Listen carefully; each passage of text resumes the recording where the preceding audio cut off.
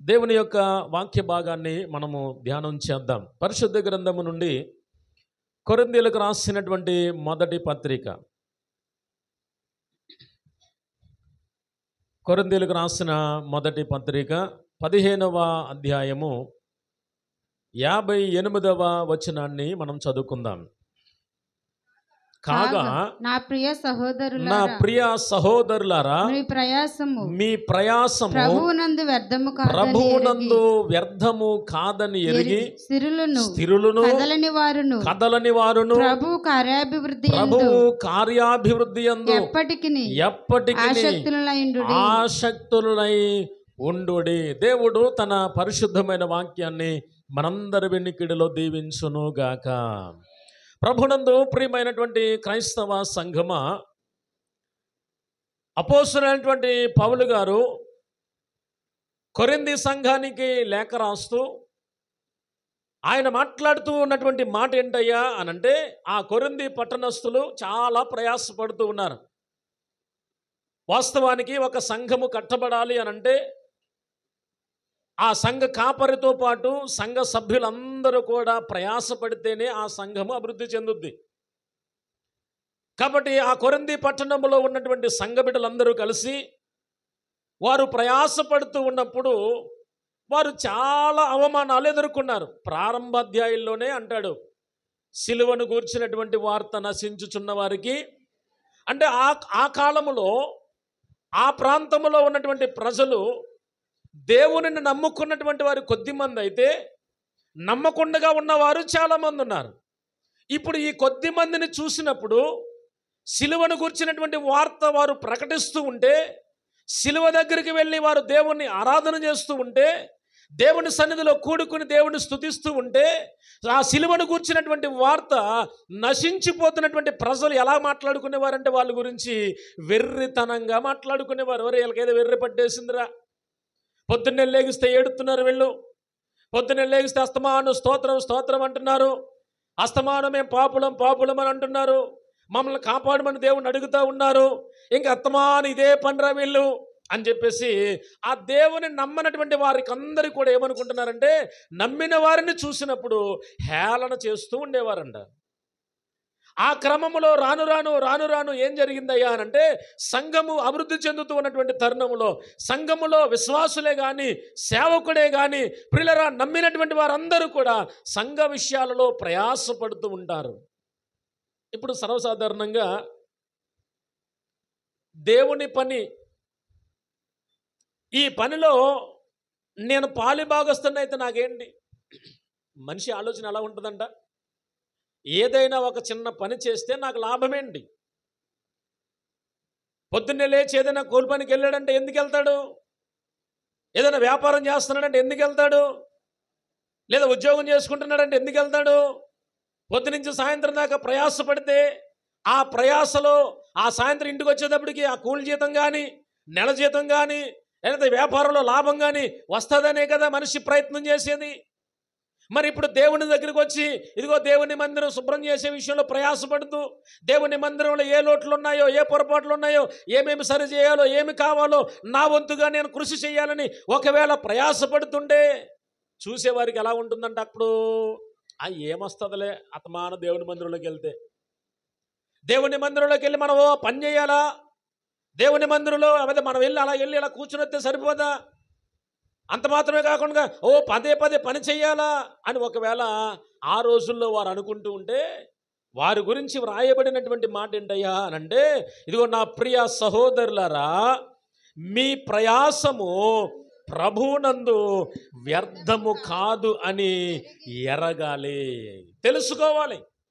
దేవుని సన్నిధిలో ఇదిగో ఈ 4 కుర్చీలు చక్కగా ఇలా సదిరాను అనంటే, దేవుని మందిరంలో ఇదిగో ఇలాగ మొత్తం అంతా శుభ్రం చేసి మనం వచ్చే సమయానికి కొంతమంది ఒకరిద్దరు ఏమైనా స్త్రీలు వచ్చి శుభ్రం చేస్తున్నారు అనంటే, నెలకొకసారి మనం అన్నీ కూడా శుభ్రం చేసుకుని దులుపుకొని కావలసిన విధంగా అన్ని చక్కబెట్టుకుంటున్నాము అనంటే, ఆ ప్రయాస వ్యర్థము కాదు అనే విషయం తెలుసుకోవాలంట.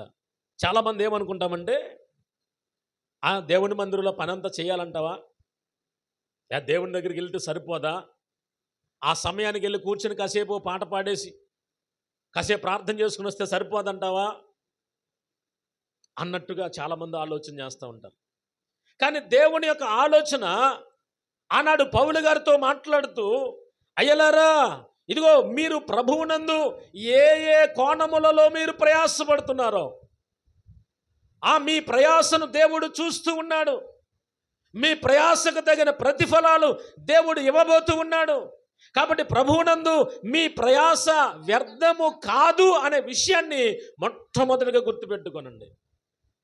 ఈరోజు శుభ్రం చేసి మనం ఎవరు శుభ్రం చేయకపోతే మనం వచ్చి ఎలా కూర్చుంటామండి? ఇక్కడ ఎవరు మనకి ఎన్ని ఏర్పాట్లు చేయకపోతే, మనం వచ్చి రాగానే కూర్చోడానికి కుర్చీలు కూడా అక్కడ సదరకపోతే ఎవరు కుర్చీ వచ్చి కూర్చొని చదువుకుంటారా? ఎంత డిస్టర్బెన్స్ అవుతుంది. కానీ మనం వచ్చే సమయానికి కొంతమంది ఏమంటే వారు త్యాగం చేసి ప్రయాసపడి వస్తున్నారు అని అంటే, అలాంటి వారిని మనం లోకుగా చూడాలా? వాళ్ళకేం పని లేక వచ్చి పని చేస్తున్నారా? ఇలా మనం ఆలోచన చేస్తే ప్రియులరా, ప్రభువునందు ఎవరు ఏ ఏ కోణములో ప్రయాసపడుతున్నారో ఆ ప్రయాస అంట ప్రియులరా వ్యర్థము కాదు అనే విషయాన్ని మాత్రం గుర్తుపెట్టుకోండి. ఈ మధ్యాహ్న కాల సమయంలో ఆయన ఏమని మాట్లాడుతున్నాడు అనంటే, వ్యర్థము కాదని ఎరిగి ఎలా ఉండాలంట? స్థిరులను కదలని వారును ప్రభువు కార్యాభివృద్ధి యందు ఎప్పటికప్పుడు ఆసక్తులనై ఉండండి. ఎప్పటికప్పుడు దేవుని మందిరంలో అడుగు పెట్టగానే ఆసక్తితో వచ్చి కూర్చోనండి. దేవుని మందిరంలో నీకు తోచిన పని చేస్తున్నప్పుడు ఆసక్తితో చేయండి. నాకే పట్టిందా అన్నట్టుగా చేయొద్దు. దేవుని మందిరంలో ఏ పని చేసినా, దేవుని మందిరంలో ఎలాంటి పనిలో, దేవుని కార్యాభివృద్ధిలో నీవు ఆసక్తి కలిగినటువంటి వారుగా నీవు ఉన్నట్లయితే ప్రియులరా, దేవుని వాక్యం జ్ఞాపకం చేస్తున్నటువంటి మాట ఏంటంటే, దేవుని యందు లేక ప్రభువునందు నీ ప్రయాస వ్యర్థము కాదు అనే విషయాన్ని మనం అర్థం చేసుకోవాలి. అయితే ఇక్కడ చెప్తున్నటువంటి మాట ఏంటంటే, ఈరోజు నేను మీతో మాట్లాడుతున్నటువంటి మాట ఇదిగో, ప్రభువునందు మనము ఎలాగున ప్రయాసపడాలి. ఏంటంట? ప్రభువునందు మనము ఎలాగున ప్రయాసపడాలి. ప్రయాసపడితే కలిగే లాభం ఏంటో, ఏ ఏ కోణాలలో మనము ప్రయాసపడాలో, ప్రయాసపడుతున్నప్పుడు ఏ విధంగా దేవుని దగ్గర నుండి మనము ఆశీర్వాదాలు చూస్తామో కొన్ని విషయాలు ఈ రోజున మనము ధ్యానం చేయడానికి ప్రయత్నం చేద్దాం. చూడండి, మొట్టమొదటిగా ప్రభువునందు ఏ విధముగా ప్రయాసపడాలి, ప్రభువునందు మనం ఎలాగున ప్రయాసపడాలి. ఇక్కడ చూడండి, కొరింథీయులకు రాసినటువంటి ఆ మొదటి పత్రికలో 14వ అధ్యాయము మొదటి వచనం చదువుకుందాం. ప్రేమ కలిగి ఉండుటకు ప్రయాసపడుడి, ఆత్మ సంబంధమైన వరములను ఆసక్తితో అపేక్షించుడి. విశేషముగా మీరు ప్రవచన వరమును అపేక్షించుడి అనే మాట అక్కడ మాట్లాడుతూ ఉన్నాడు. చూడండి, మనము ఏ ఏ విషయాలలో ప్రయాసపడాలి, ఎలాంటి సందర్భాల్లో మనం ప్రయాసపడేవారిగా ఉండాలి. ఇప్పుడు ప్రయాసపడటం అంటే పొద్దున్నే ఏదో పనికి వెళ్ళాడండి. మనందరం చాలామంది ఉపాధి పనికి వెళ్తున్నాం కదా. ఉపాధి పని అంటే పెద్ద కష్టమేం కాదు, కానీ ఏదో గంట అటు ఇటు తిరిగి వచ్చేస్తున్నారు అనుకుందాం. సరే, ఇంకో పనికి ఏదో వెళ్దాం, ఏ తాఫీ పనికో లేకపోతే ఏ ప్యాకింగ్కో ఇలా పనికి వెళ్ళాం. ఎలాగానే ఆ యజమానుడికి కనబడి శుభ్రంగా కుర్చీ అట్టుకెళ్ళి మూలన కూర్చొని సాయంత్రం వచ్చేటప్పుడు లేచి నా జీతం నాకు ఇచ్చేయండి ఎత్తాడా? అమ్మ ఎత్తాడా? ఇస్తాడా? వెళ్ళిన తర్వాత ఏం చేయాలి? కష్టపడాలి, ప్రయాసపడాలి. అంటే ఈ లోకంలో ఒక దగ్గర నుంచి నీకు వచ్చేటువంటి ఆ జీతం డబ్బులు, లేదా కూలి డబ్బులు, లేకపోతే ఆ లాభ సంబంధమైనటువంటి ఆ ధనం నీకు రావాలంటేనే నీవెంతో ప్రయాసపడుతున్నావు కదా. మరి దేవుని సన్నిధిలోకి వచ్చినటువంటి నీవు, దేవునిని నమ్మినటువంటి నీవు, ఆయన పరలోకానికి నన్ను వారసుడిగా చేయడానికి దేవుడు తన ప్రణాళికను మన ఎడల హెచ్చుగా చేసి నడిపిస్తూ ఈ విధంగా రక్షణ భాగ్యాన్ని మనకిచ్చి దేవుని సన్నిధిలో కూర్చుండి ప్రతి వారానికి 3 సార్లు అనేక సందర్భాల్లో దేవుని వాక్యాన్ని వింటున్నాము అనంటే, ఎందుకోసం దేవుని వాక్యం మనకు వస్తుంది అనంటే, దేవుని వాక్యము మన చెవులకు వచ్చినప్పుడు ఆ వాక్య ప్రకారంగా మనం నడవడానికి ప్రయత్నం చేయడం కొరకే. ఇప్పుడు మనం ఏ ఏ విషయాల్లో ప్రయాసపడాలి, ఎలాంటి సందర్భాల్లో మనం ప్రయాసపడాలి, ఇక్కడ మనం ఆలోచన చేస్తానంటున్నాడు. ప్రేమ కలిగి ఉండటానికి ప్రయాసపడాలి. ప్రేమ కలిగి ఉండటానికి ప్రయాసపడాలంటారంటారా? అమ్మా, ప్రేమ చూపించడానికి ప్రయాసం ఉంటుందంటారా? కష్టపడాలంటే ప్రయాసపడాలి, కానీ ప్రేమ చూపించడానికి కూడా ప్రయాసం ఉంటుందంటారా? ఆలోచన చేయండి ఎప్పుడైనా. ఇప్పుడు ఎదుటి వ్యక్తిని ప్రేమతో పలకరించడానికి ప్రయాస అవసరమా అంటే అవసరం. అది చాలా కష్టం కూడా. ఇప్పుడు మన ఇళ్లలోనే ఒకరంటే ఒకరికి పడని పరిస్థితులు వచ్చేసాయి. ఇప్పుడు పొద్దున్న లేస్తే సాయంత్రం వరకు కలిసి ఉండే కుటుంబాల్లోనే సమస్యలు వచ్చినప్పుడు, సరే దేవుని వాక్యం చెప్పింది కదా, ప్రేమ కలిగి నడుచుకోమన్నాడు కదా, ఇప్పుడు నేను ఆమెను ప్రేమించాలి లేక అతన్ని ప్రేమించాలని ప్రేమ కలిగి మాట్లాడుకునేటువంటి పరిస్థితులు మన కుటుంబాల్లో కనబడుతున్నాయా? ఇప్పుడు అలాంటి సందర్భంలో మన తోటివారు, మన కుటుంబస్తులు వారి దగ్గరికి వెళ్ళి అమ్మ అని ప్రేమగా మాట్లాడాలంటే నిజంగా ఎంత త్యాగం ఉండాలో తెలుసా? మాటలకు చెప్తాం, చాలా చక్కటి మాటలు చెప్తాం మనం, మాటలకి పనులకి చాలా తేడా ఉంటుంది. ఎక్కడ అంటున్నాడు, అయ్యలారా మీరు ఎప్పుడు కూడా ఎలా ఉండాలి తెలుసా? ప్రేమ కలిగి ఉండడానికి ప్రయాసపడాలి. మీ కష్టపడాల్సిన సందర్భం వచ్చిందంటే, ప్రయాసపడాల్సినటువంటి సందర్భం వచ్చిందంటే, నీ తోటి సహోదరుణ్ణి ప్రేమించే విషయంలో ప్రయాస ఏంటో చూపించు. నీవు నిజంగా ప్రేమించగలిగితే ఆ ప్రయాసలో ఉన్నటువంటి ఆ బాధ ఏంటో నీకు అర్థమవుతుంది. మనసులో ఒకటి పెట్టుకుని పైకి ఒక రకంగా మాట్లాడితే అది ప్రేమ కలిగిన వారు చేసే పని. కాబట్టి ఇక్కడ చేస్తున్నటువంటి పని ఏంటయ్యా అంటే, ఆయన అన్నాడు ప్రేమ కలిగి ఉండడానికి మీరు ప్రయాసపడండి. మనస్పర్ధలు అన్ని కుటుంబాల్లో వస్తాయండి. ఏదో ఒక కుటుంబంలో వస్తుందండి, ఇంకో కుటుంబంలో రాదనడానికి లేదు. అన్ని కుటుంబాల్లో చిన్న చిన్న మనస్పర్ధలు వస్తూ ఉంటాయి.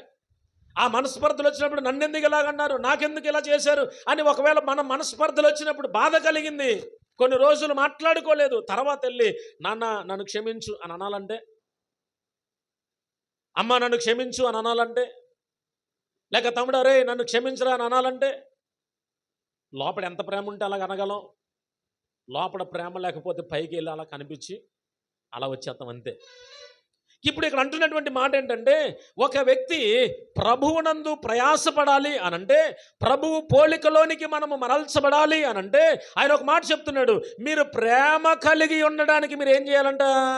ప్రయాసపడాలి, ప్రయాసపడాలి. ఇప్పుడు మనందరము ఏమై ఉన్నాం? ఒక కుటుంబం. ఇప్పుడు మనం అందరము కలిసి కుటుంబంగా ఉన్నాం. మనందరి ఆలోచనలు వేరువేరుగా ఉండొచ్చు, మనందరి రూపాలు వేరువేరుగా ఉండొచ్చు, కానీ దేవుని సన్నిధిలో మనం ఇలా కూడుకున్నాం, దేవుని సన్నిధిలో మనం ప్రార్థన చేస్తున్నాం. దేవుని సన్నిధిలో ఉన్నటువంటి మనందరి యొక్క మనస్సు, ఆత్మ ఎలా ఉండాలని దేవుడు కోరుకుంటున్నాడు? ఏక మనస్సుతో మనం ఉండాలని, ఏకాత్మ కలిగిన వారిగా ఉండాలని మన దేవుడు కోరుకుంటున్నాడు.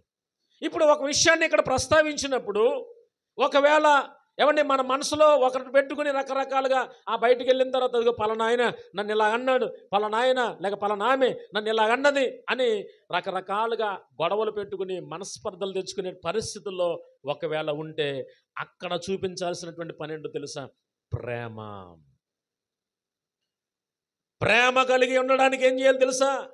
అది ఎంత ప్రయాసో. నిజంగా పౌలు గారిని ఎన్నో సందర్భాల్లో కొట్టారండి.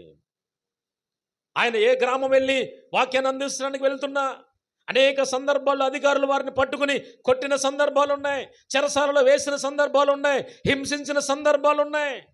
కానీ ఎవ్వరి విషయంలో కూడా ఆయన ఎవ్వరిని ఏమీ అనకుండగా అందరి ఎడల ఏం చేశాడు తెలుసా?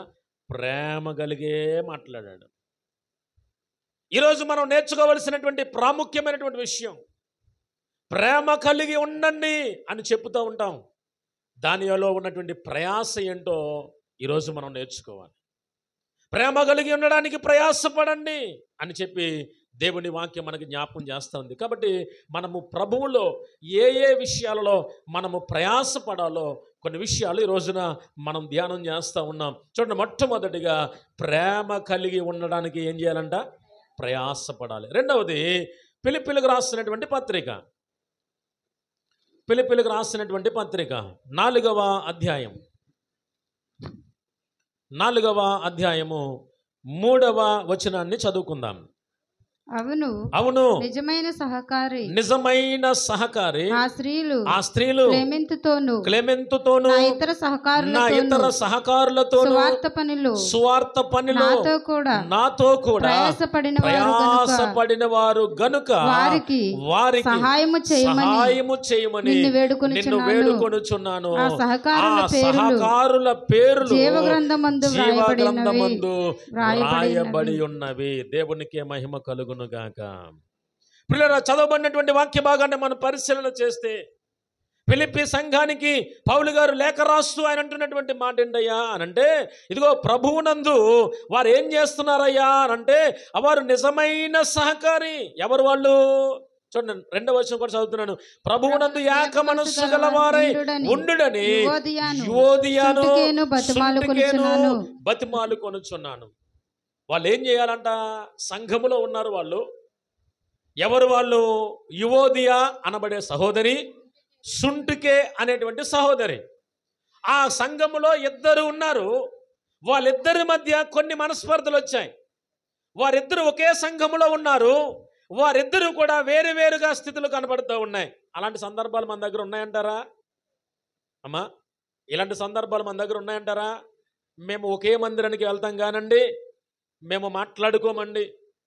ఒకే స్థలంలో దేవుడిని ఆరాధన చేస్తాం కానండి, మేము దేవుని సన్నిధిలో ఏమండి ప్రార్థన చేస్తాం కానండి, మేము మాట్లాడుకోమండి. ఇక్కడ యువోదియా, సుంటుకే అనబడినటువంటి ఇద్దరు గురించి అక్కడ మాట్లాడుతూ పౌలు గారు అంటున్నటువంటి మాట, అయ్యా మీరు ఎలా ఉండాలి తెలుసా? ప్రభువునందు ఏక మనస్సు గలవారై ఉండాలి. ఏక మనస్సు కలిగిన వారై ఉండడానికి ఇదిగో యువదియను సుంటికేను బతిమాలు కొనుచున్నాను. ఆయన అంటూ అవును నిజమైన సహకారులు ఆ స్త్రీలు అని క్లెమెంతుతోనూ నా ఇతర సహకారులతోనూ వాళ్ళు ఏం చేశారయ్యారంటే, సువార్త పనిలో వారు నాతో కూడా ప్రయాసపడినటువంటి వారు. సువార్త పనిలో ఏం చేశారంట? వాళ్ళు ప్రయాసపడ్డారు. ఈరోజు నా సువార్త పని ఏమనుకుంటామంటే, ఆ సేవకుడు దేవుడు పిలుచుకున్నాడు కదా, ఆయన చేసుకుంటాడులే మనకెందుకు అనేటువంటి ఆలోచన మనలో చాలా మందిలో ఉంది. కానీ సువార్త పరిచర్యలో సంఘములో ఉన్నటువంటి వారికి దేవుడు పెట్టిన బాధ్యత ఏంటో తెలుసా? అందరూ కూడా సువార్త పనులు పాలే భాగస్థులు అవ్వాలి. మీ వంతుగా మీరు ఏ ఏ స్థలాల్లో ఉన్నారో, ఏ ఏ ప్రాంతాల్లో మీరున్నారో, మీరున్నటువంటి ఆ ప్రాంత ప్రజల విషయంలో ఏమంటే ఎలాగున మనము మనస్సు కలిగి దేవుని స్తుతించాలో, ఎలాగ దేవుని పనిలో మనము వాడబడేవారిగా ఉండాలో ఇక్కడ జ్ఞాపకం చేస్తూ ఉన్నాడు. స్వార్థ పనిలో మనం ఏం చేయాలంటున్నాడు ఆయన? ప్రయాస, కష్టం. అయ్యారండి పలానా స్థలానికి వెళ్దాం, అక్కడ ఎవరో బాగోలేదండి, వాళ్ళకి ప్రార్థన చేద్దాం. లేకపోతే వారికి సువార్త చెప్పాలంటే రండి ఒకసారి వెళ్దాం, మా తెలుసునోళ్ళే, నేను మాట్లాడలేను వాళ్ళతో, రండి. లేకపోతే దేవుని సేవకులకు ఎక్కడికైనా వెళ్తున్నప్పుడు ఏమంటే వారితో పాటు మరికొంతమంది కలిసి వెళ్ళి ఇప్పుడు సువార్త పనిలో మనం ఏం చేయాలంట? మన వంతు ప్రయాస చూపించాలి. ఇవన్నీ కూడా దేవుడు రేపొద్దున అడుగుతాడు మనల్ని. అమ్మా నీకు మారు మనసు పొంది ఎన్నేళ్ళు అయిందమ్మా? సోదరుడా మారు మనసు పొంది రక్షణ పొంది ఎన్ని సంవత్సరాలు అయింది అని దేవుడు అడుగుతున్నప్పుడు దేవుని దగ్గర మనం చెప్పేద్దాం, అబ్బా అయ్యా 20 సంవత్సరాలు అయిందండి నేను మారు మనసు పొంది. అవునా? ఈ 20 సంవత్సరాల మారు మనసు జీవితంలో ఎంతమందినమ్మా నీవు రక్షించావు? ఇంకంతే, మౌనం. దేవుడు అడుగుతున్నప్పుడు దానికి సమాధానం చెప్పాల్సినటువంటి అవసరం ఉంది కదా. దేవుడు రక్షించబడ్డావా అంటే రక్షించబడ్డాం, బాగానే. మరి రక్షించబడినటువంటి నీ ద్వారా ఎన్ని ఆత్మలను నీవు రక్షణలోకి నడిపించుకుంటూ వచ్చావు అని అడిగినప్పుడు మౌనంగా ఉంటే అది చూసి దేవుడు మెచ్చడు. నీకు ఇచ్చినటువంటి తలంతు నీ వరకే కాపాడుకుని దాన్ని రుమాలు కట్టి పాతి పెట్టేసిన ఒక దేనారం తీసుకున్న వాడిలా ఉంటే వాడి గురించి ఏమన్నాడు తెలుసా? చెడ్డదాసుడా అన్నాడు. మరి ఇచ్చినటువంటి తలాంతులను బహుగా వాడుకుని వృద్ధి చేసినటువంటి వారిని అన్నాడు మంచి దాసుడా అన్నాడు.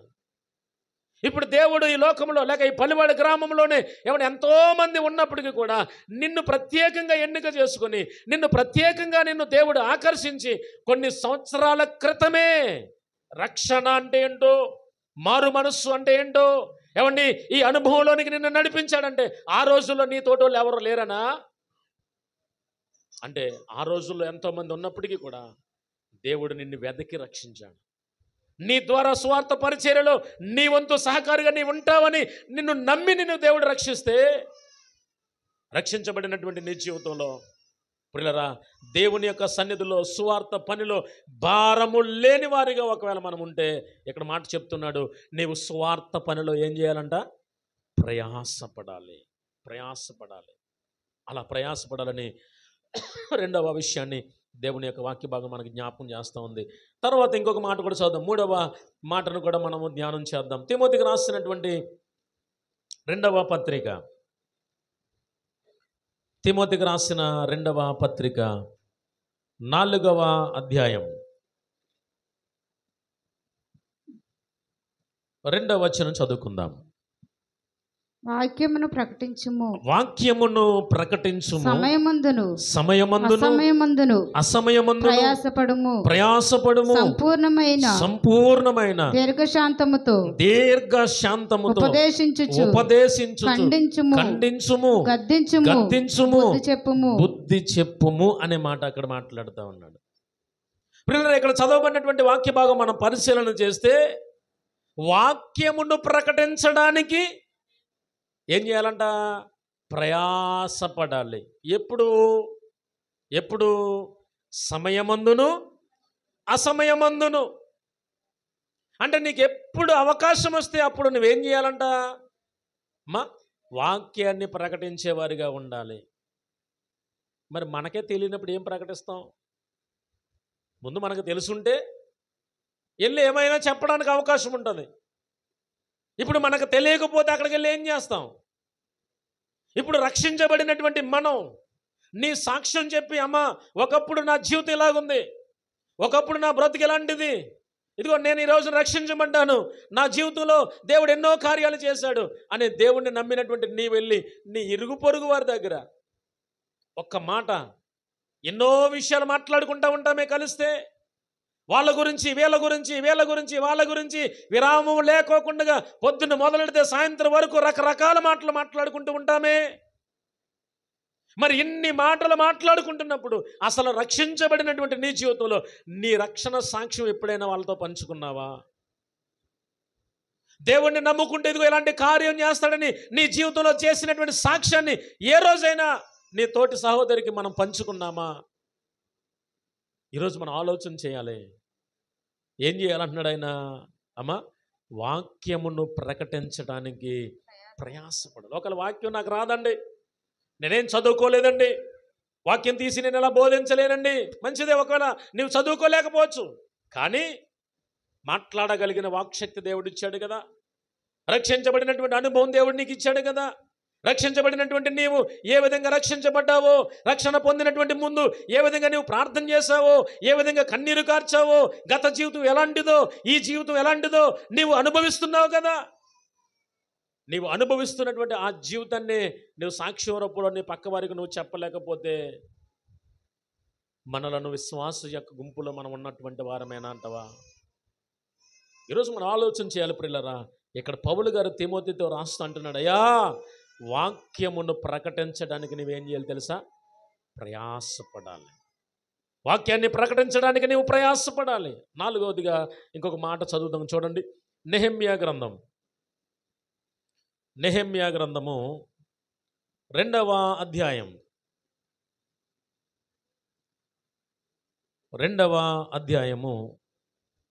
17వ వచనాన్ని చదువుకుందాం, చూడండి. అయితే వారితో నేను ఇట్లాంటిని మనకు కలిగిన శ్రమ మీకు తెలిసి ఉన్నది. యెరూషలేము ఎట్లు పాడైపోయెను, దాని గుమ్మములు అగ్నిచేత ఎట్లు కాల్చబడెను మీరు చూచి ఉన్నారు. మనకు ఇక మీదట నింద రాకుండా యెరూషలేము యొక్క ప్రాకారములను మరలా కట్టుదము రండి అనే మాట అక్కడ మాట్లాడుతూ ఉన్నాడు. నెహెమ్యా కాలంలో జరిగిన సంఘటన మనకు తెలుసు. నెహెమ్యా ప్రియులారా, పరాయి దేశంలో బానిసలుగా కొనిపోబడినప్పుడు ఆయనకు ఒక మంచి ఉద్యోగం దొరికింది. రాజు దగ్గర గిన్నె అందించేటువంటి గొప్ప పని ఆయనకు దొరికింది. మంచి జీతం, మంచి సౌకర్యాలు ఉన్నాయి. కానీ అతను ఏ దేశస్థుడై ఉన్నాడో, ఏ దేవుణ్ణి నమ్మిన వాడిగా ఉన్నాడో, ఆ దేవుని యొక్క సన్నిధిలో నుండి లేక ఆ దేవుని యొక్క ఆ స్థలములో నుండి ఎవరైనా వస్తుంటే, యెరూషలేములో నుండి వస్తున్నప్పుడు, అయ్యా మన దేశం ఎలాగుంది, మన పట్టణ ప్రాకారాలు ఎలాగున్నాయి, మందిరం ఎలాగుంది అని యోగక్షేమాలు అడుగుతూ ఉండేవాడు.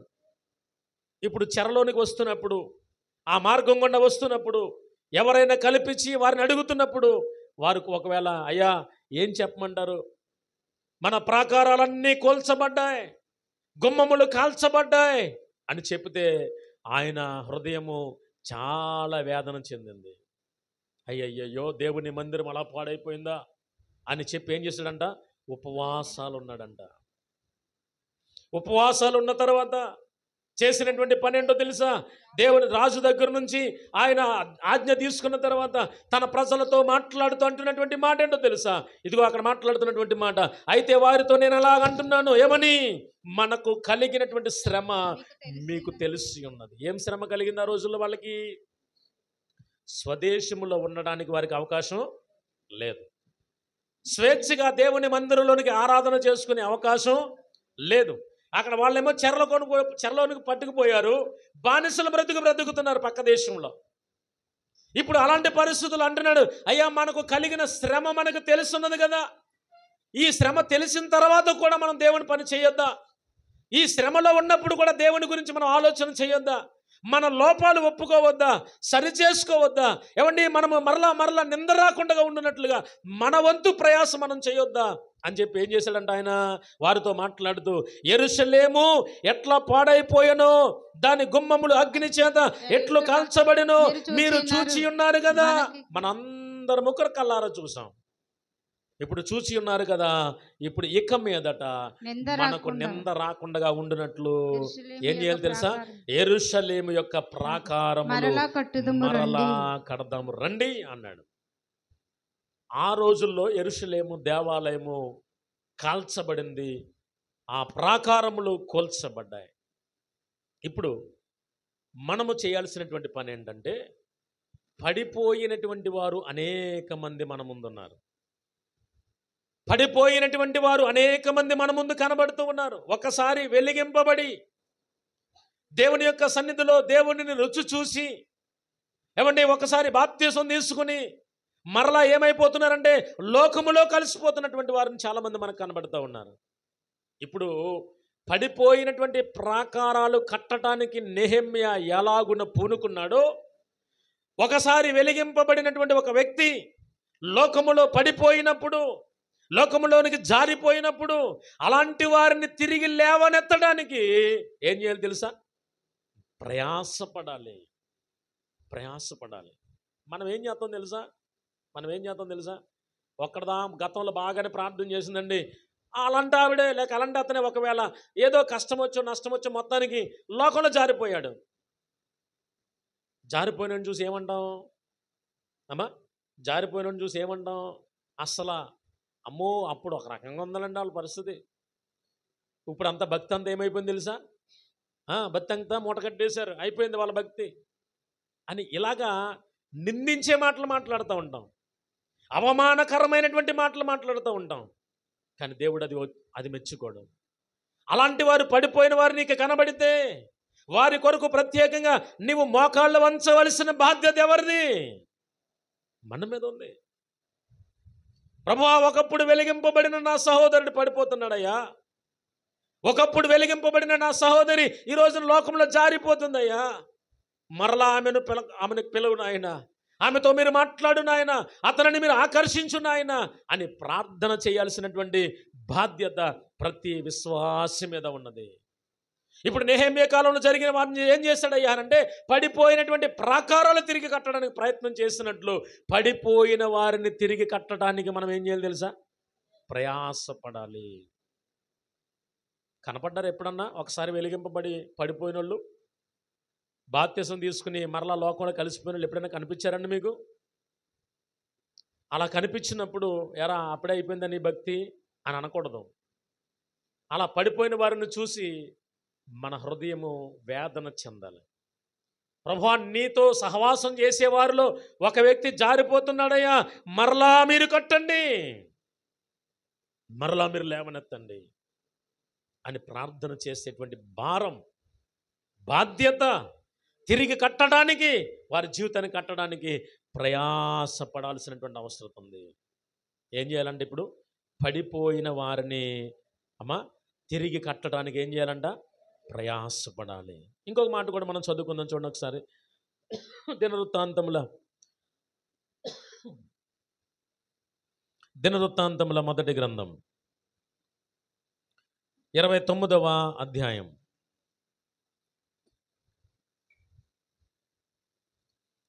దినవృత్తాంతముల మొదటి గ్రంథం 29వ అధ్యాయము 2వ వచనాన్ని మనం చదువుకుందాం.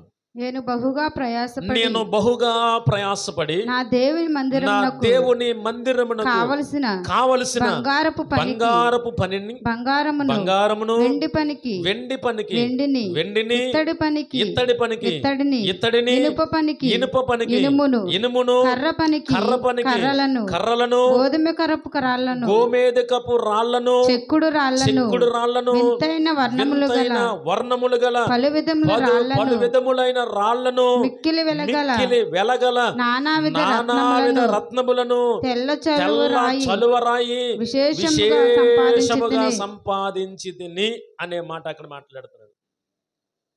దావీదు పిల్లలు ఆయన చేసినటువంటి ప్రయాస, ఆయన ఏం చేస్తున్నాడయ్యా అంటే మొదటి వచ్చిన చదువుతున్నాడు, చూడండి ఏమన్నాడు అక్కడ. తరువాత రాజు అయిన దావీదు సర్వ సమాజముతో ఇలాగు సెలవిచ్చెను, దేవుడు కోరుకొని నా కుమారుడైన సొలొమోను ఇంకను లేత ప్రాయము కలిగినటువంటి బాలుడై ఉన్నాడు. నేను మందిరము కడతాను ప్రభువా అని అంటే, వద్దయ్యా దావీదు, నీ చేతులు రక్తముతో ఉన్నాయి, నీ కుమారుడితో కట్టబడుతుందిలే మందిరం అని చెప్పినప్పుడు ఇంకా ఈయన ఏం చేశాడంటే, మందిరం ఎలాగూ కట్టాలి. పిల్లోడు చూస్తే చిన్న పిల్లోడు, సరే వాడు ఎదిగిన తర్వాత ఒకవేళ వాడు అన్ని సమకూర్చుకోవాలంటే కష్టం అవుతుంది అని ఏం చేశాడంట, ఆ పిల్లవాడికి కావలసిన మందిరానికి కావలసినటువంటి, ఆ రోజుల్లో దేవుని మందిరానికి కావలసినవన్నీ ఏమేమి కావాలో వాటన్నిటిని కూడా ఆయన ఏం చేశాడంట. చూడండి అక్కడ అన్నటువంటి 2వ వచనం, నేను బహుగా ప్రయాసపడి, ఏం చేశాడంట? బహుగా ప్రయాసపడ్డాడు. ప్రయాసపడటం వేరు, బహుగా ప్రయాసపడటం వేరు.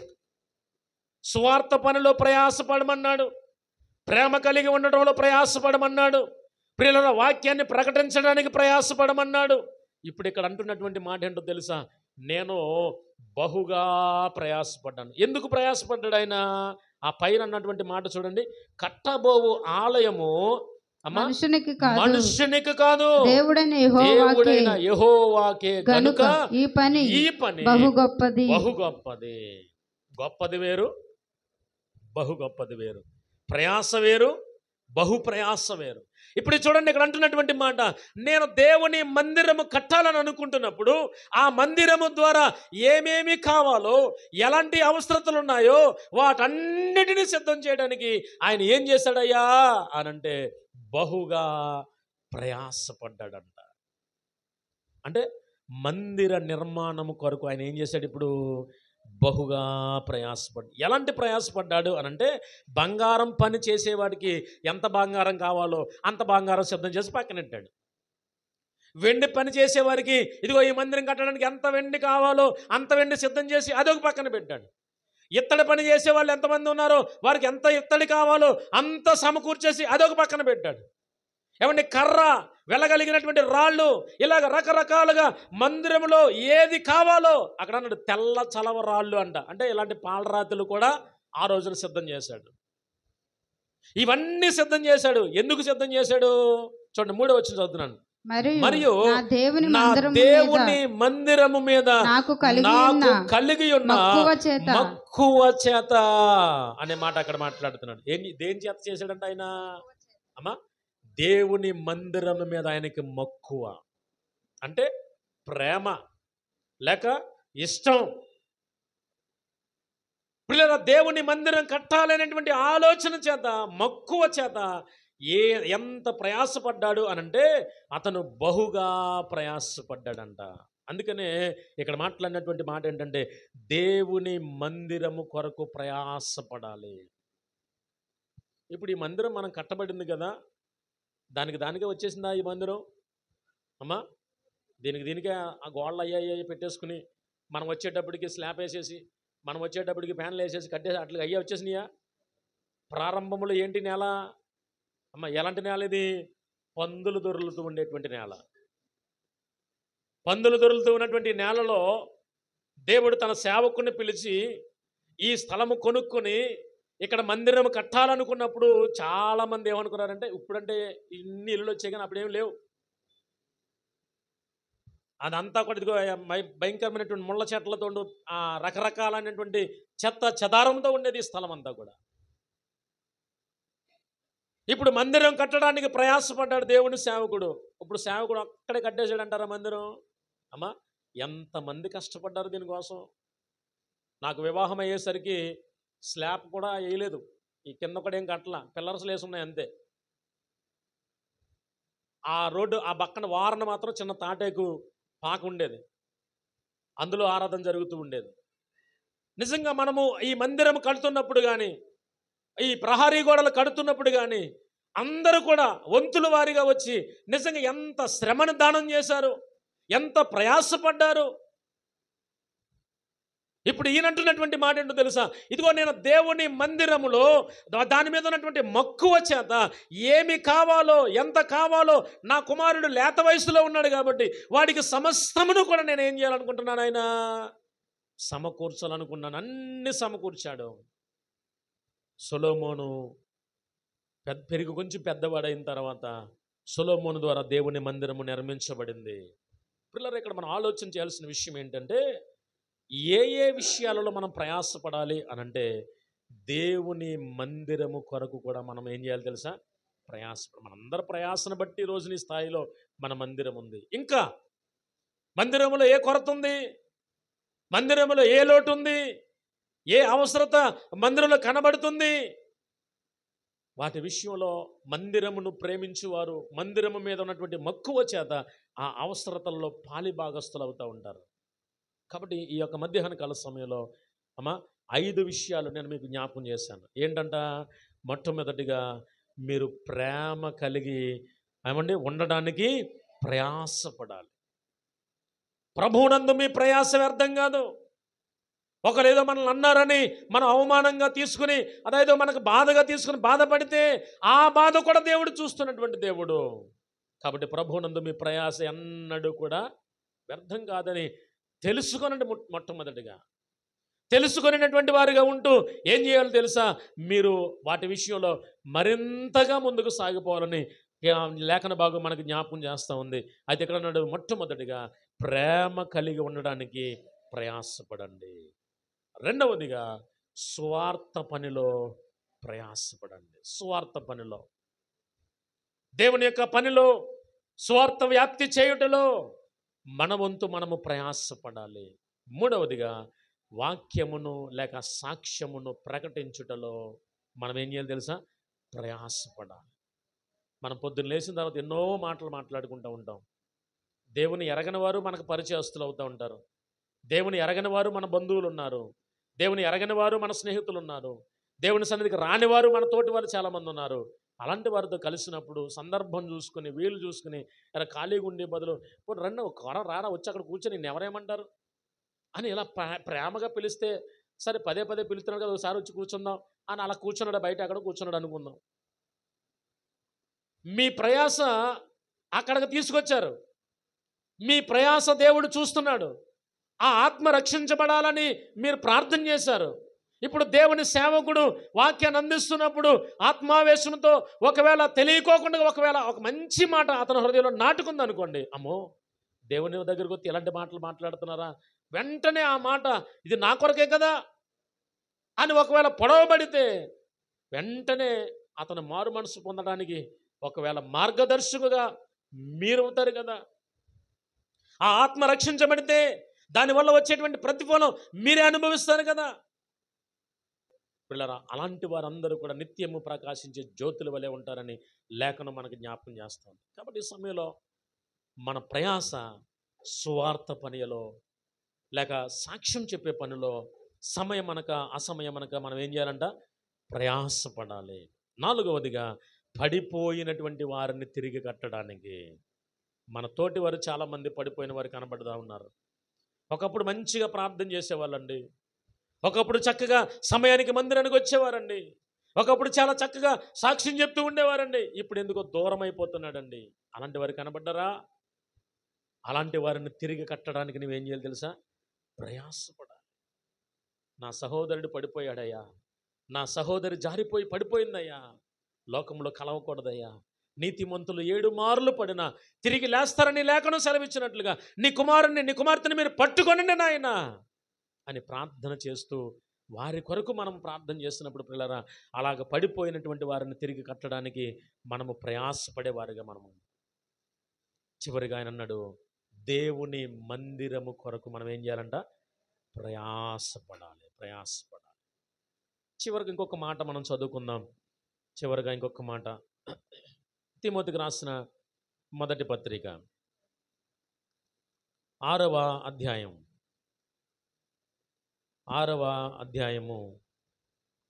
11, 12 వచనాలు మనం చదువుకుందాం. దైవజనుడా, నీవైతే వీటిని విసర్జించి నీతిని భక్తిని విశ్వాసమును ప్రేమను ఓర్పును సాత్వికమును సంపాదించుకొనుటకు ప్రయాసపడుము. విశ్వాస సంబంధమైన మంచి పోరాటము నిత్య జీవమును చేపట్టుము అనే మాట అక్కడ మాట్లాడుతూ ఉన్నాడు. చూడండి అక్కడ ఏం మాట్లాడుతున్నాడు ఆయన అనంటే, ఇదిగో నీవేం చేయాలి?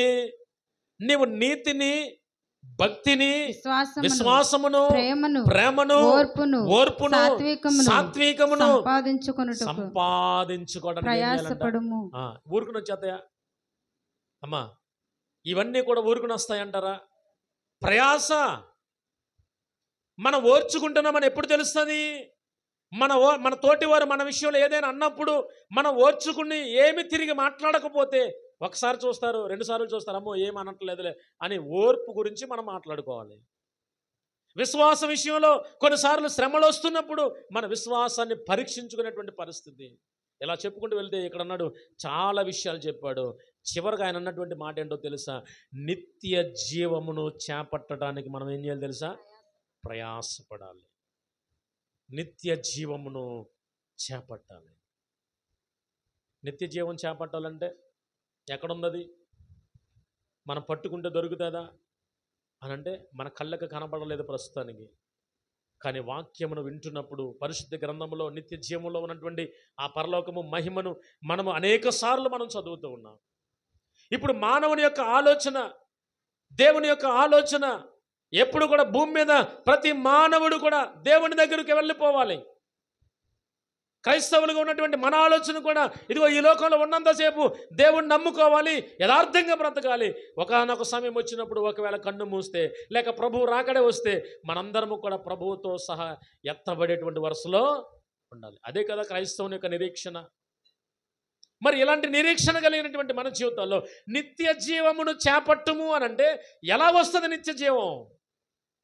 మన ఇష్టం వచ్చినట్టు జీవించేస్తే నిత్య జీవం వస్తుందా? మన ఇష్టం వచ్చినట్టుగా మాట్లాడేస్తే నిత్య జీవం వస్తుందా?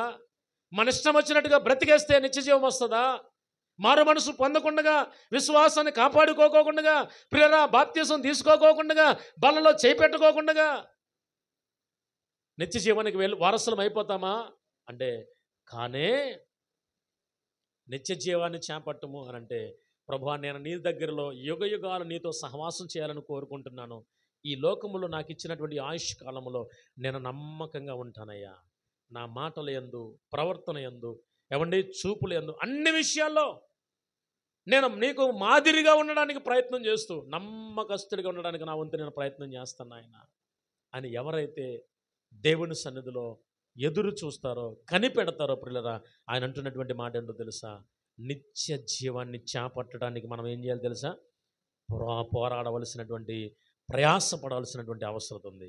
కాబట్టి ఇక్కడ మనం ఆలోచన చేస్తున్నటువంటి మాట ఆయన అన్నాడు, అయ్యలారా, ప్రభువునందు మీ ప్రయాస వ్యర్థము కాదు.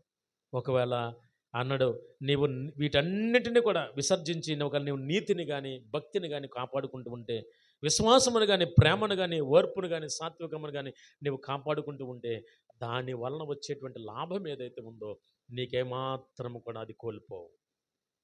కాబట్టి ఈ మధ్యాహ్న కాల సమయంలో ప్రభువునందు నీ ప్రయాస ఏం కాదంట, వ్యర్థము కాదు. అది తెలుసుకోనండి.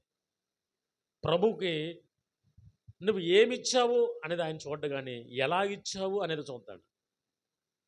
యేసు ప్రభు వారు కూడా దేవాలయంలోనికి వచ్చినప్పుడు కానుకలు పెడుతున్నారంట. చాలామంది కానుకలు వేస్తూ ఉన్నారు. కొంచెం ధనమున్న వాళ్ళు కొంత ఎక్కువ వేస్తున్నారు, లేని వాళ్ళు ఏదో కొద్ది గొప్ప వేసుకుంటూ వెళ్తున్నారు. కానీ ఒక విధవరాలు ఏం చేసిందంట, అమ్మ 2 కాసులు వేసిందంట. ఇంటికాడ ఇంకెన్ని కాసులు ఉన్నాయి అమ్మ? ఇంటికాడ ఏమీ లేవు, జేబులోనూ ఏమీ లేవు, ఏమండి పర్సులోనూ ఏమీ లేవు. ఇంకా తన దగ్గర ఉన్న మొత్తం ఆస్తి లెక్క అదే. ఆ 2 వేసి వెళ్ళిపోయింది. దేవుడు అక్కడతో అన్నాడు, అందరూ ఇచ్చారు కానీ ఇదిగో ఆ 2 కాసులు ఇచ్చిన ఆమె విషయంలో దేవుడు అక్కడ సాక్ష్యం చెప్పాడు. పిల్లరా, మనం ఇచ్చే విషయంలో కూడా యథార్థంగా ఇచ్చుకుంటూ, పని చేసే విషయంలో కూడా యథార్థంగా పనిచేస్తూ, ఏమంటే దేవుని సన్నిధిలో నమ్మకంగా మనం ముందుకు సాగిపోతున్నప్పుడు పిల్లరా, మన ప్రయాస దేవుడు చూచూచూ ఉన్నటువంటి దేవుడు. ఎన్నడూ కూడా ఆయన ఆ తిరిగి ఇచ్చే దేవుడే కానీ ఆయన తీసుకునేటువంటి దేవుడు ఎంత మాత్రము కాదు.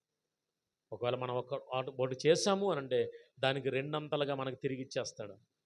మనం ఏదైతే చేస్తున్నామో, మనం చదువుకున్న కీర్తన ప్రాంగంలో కూడా ఒక మాట అంటాడు, యథార్థవంతులకు ఆయన ఏ మేలు చేయక మానడు. నీ యథార్థతను చూస్తాడు దేవుడు, నీ మనస్సును చూస్తున్నాడు దేవుడు, నీ హృదయాన్ని చూస్తున్నాడు దేవుడు. కాబట్టి ఆ చూస్తున్నటువంటి ఆ సమయంలో నువ్వు ఎలాగిస్తున్నావు, ఎలా వస్తున్నావు, ఎలా కూర్చున్నావు, ఏం మాట్లాడుతున్నావు, ఎలా నడుచుకుంటున్నావు, ఇవన్నీ గమనించినప్పుడు ప్రియులారా, ఆయన సన్నిధిలో నీవు పడినటువంటి ప్రయాస ఏదైతే ఉందో ఆ ప్రయాస వ్యర్థము కాదు. కాబట్టి అలాంటి దీవెన మనము ఈ రానున్న రోజుల్లో ఆశీర్వాదకరమైనటువంటి పాత్రలుగా మనం ఉండడానికి ప్రయత్నం చేద్దాం. ప్రభువునందు మనం మరింతగా ప్రయాసపడుతూ ముందుకు సాగిపోదాం. ఖచ్చితంగా దేవుని దగ్గర నుంచి మనం దీవెనలు పొందుకుని విశ్వాసయాత్రలో ముందుకు సాగిపోదాం. అట్టి భాగ్యాన్ని, ధన్యతను దేవాది దేవుడు మనకును మన కుటుంబాలకును అనుగ్రహింపచేసి తన కృప మన ఎడల హెచ్చుగా చేసి ఆయన రాకడ కొరకు మనలను సిద్ధపరచును గాక. ఆమేన్. ప్రార్థన.